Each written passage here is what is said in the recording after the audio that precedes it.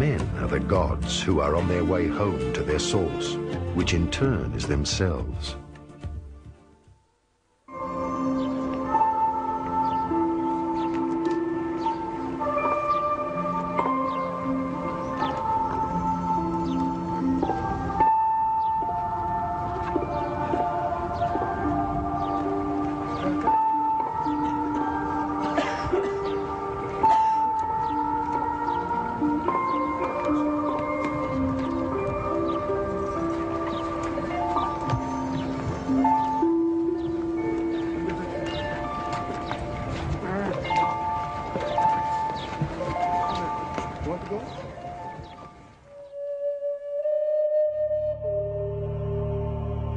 The secret of the inner earth.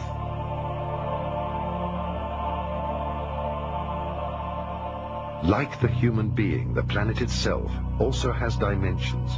These 7 bodies are 7 main energy gates, also called chakras or sun gates.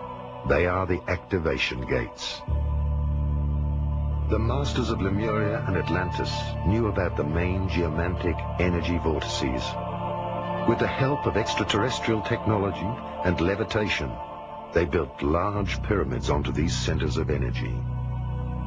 Therefore, pyramids around the world stand on these gates of energy in order to mark the power centers. They are situated in the jungles of the Amazon, in the highlands of Mexico, on the ocean floors of the Atlantic and the Pacific, under the desert of Taklamakan, in China and many other places on Earth.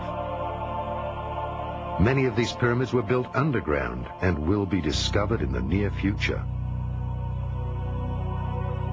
Pyramids are the mirror of human evolution with the 4 dimensions. God is the 5th dimension and exists beyond the pyramid. This is why the last stone of each 4-faced pyramid is missing.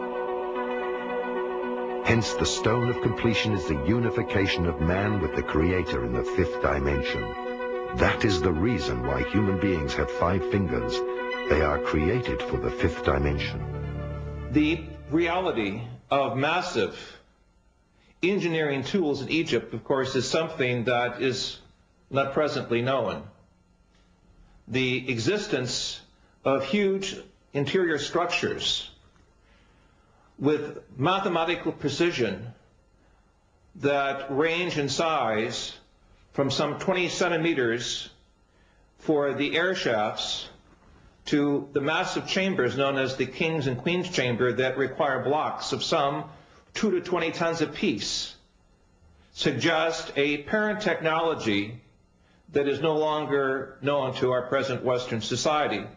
When the documentary Mysteries of the Sphinx was being made, the engineers asked themselves, how could these massive blocks be moved into position? It was obvious from special consultants who were moving upwards of 200 tons that there was no present technology that could take these very large, massive blocks from the quarries and move them up some 480 feet above the surface of the earth unless there was a superior parent technology.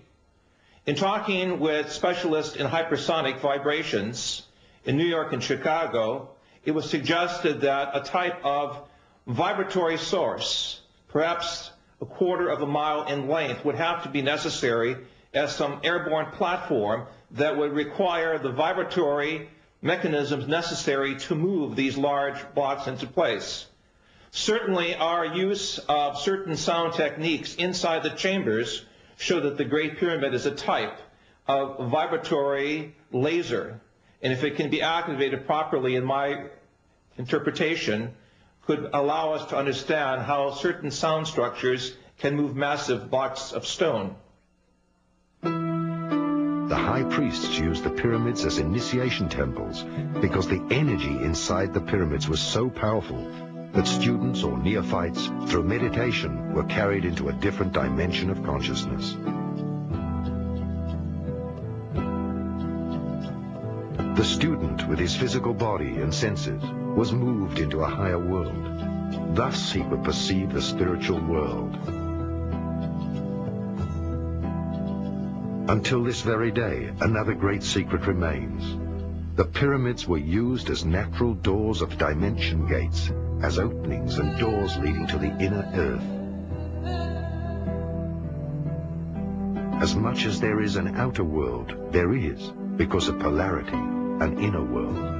In other words, the earth is hollow. As things are on a small scale, so they are on a large scale. Hermes Trismegistos taught that everything in the universe is set up according to the same organizational plan. One could say that the Earth is like a huge atom, hollow inside, with a nucleus at the center which represents the inner sun. Just as we humans do not see the outer curve of the globe, one is not able to perceive the inner curve when entering Hypereia, the legendary lost crystal cities of Agartha.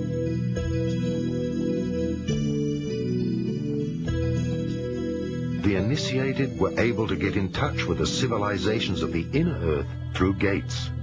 Until the sinking of Atlantis, this was general knowledge.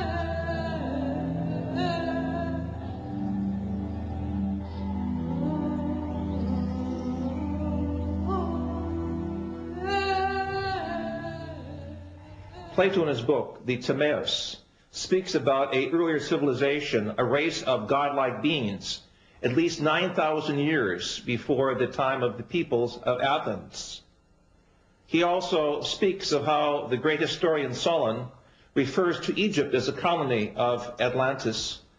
It is clear from evidences we have recently made in Mesoamerica, specifically in Guatemala, with the ancient canal system that we have uncovered through remote sensing radar, that it was there in Central America where north and south tectonic plates meet, where there are great statues called the Atlans, that there was indeed some type of civilization that could be called Atlantean.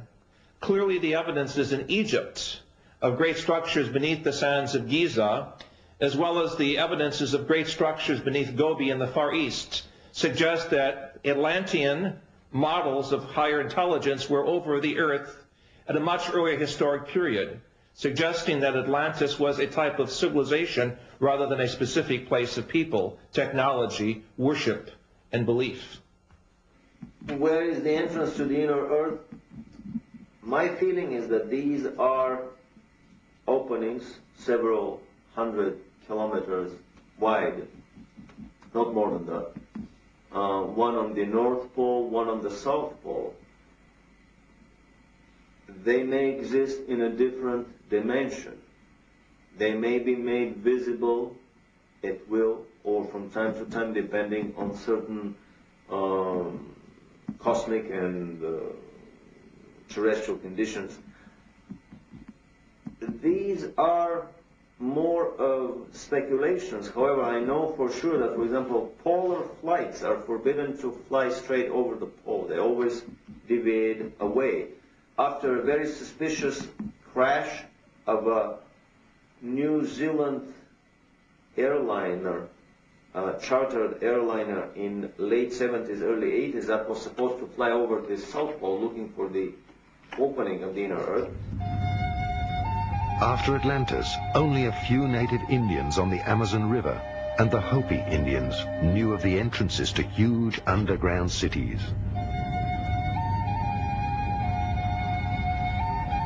They reported that shortly before the cyclical end of humankind, the seed for the next humankind was brought to safety in the inner earth by beings, human beings with white and bluish skin and golden angelic hair, who traveled in flying saucers from the inner earth. Last century, various scientists searched for the pole openings. Accordingly, the South Pole is supposed to be the head chakra of the Earth and have an enormous pole opening. The North Pole would be the root chakra.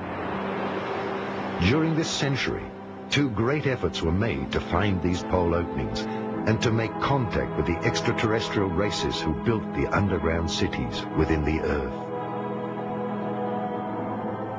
The first expedition was led by Admiral Byrd before the Second World War. The second was carried out by the secret Tula organization, which pulled the strings behind the Nazis. Both expeditions were successful. Byrd discovered the pole openings during an expedition for the USA.